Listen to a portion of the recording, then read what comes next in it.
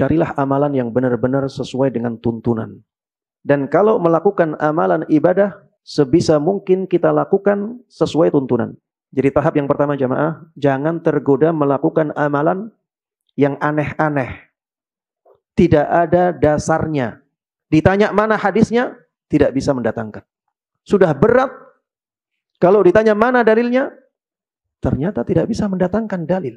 Yang didatangkan dalil-dalil umum. Ini kan masuk dalam zikir. Kan Allah katakan, ya ayyuhalladzina amanu udhkurullaha katsira. Wahai orang-orang yang beriman, berzikirlah kepada Allah dengan zikir yang banyak. Ini kan zikir. Jadi tidak ada masalah kita baca ya Latif sampai 60.000, sampai 100.000. Jamaah, kita zikir itu beribadah. Kita beribadah itu harus ada tuntunannya. Ini tahap pertama, ya. Kalau kita melakukan amalan-amalan ibadah, tidak ada contohnya dari Nabi, amalannya menjadi sia-sia jemaah. Allah tidak akan mau menerimanya. Walaupun niat kita baik. Walaupun niat kita baik. Jadi dalam masalah ibadah, niat saja itu tidak cukup. Harus sesuai dengan aturan.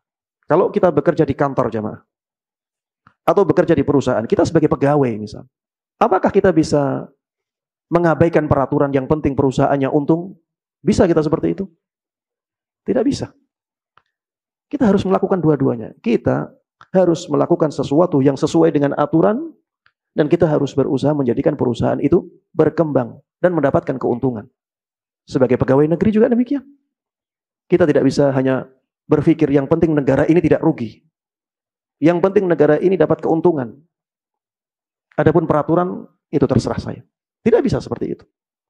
Kalau dalam masalah duniawi saja seperti ini, apalagi dalam masalah ukhrawi, dalam masalah akhirat, di samping kita harus ikhlas hanya untuk mendapatkan pahala dari Allah, kita juga harus sesuai aturan, sesuai dengan tuntunan.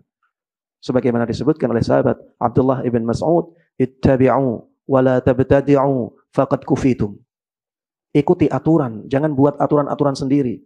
Kalian itu sudah dicukupi. Aturan beribadah sudah lengkap, tinggal kita jalankan. Ya, Islam itu sudah sempurna jemaah. Semuanya sudah lengkap. Kita sebagai penganut agama ini tinggal mengikuti.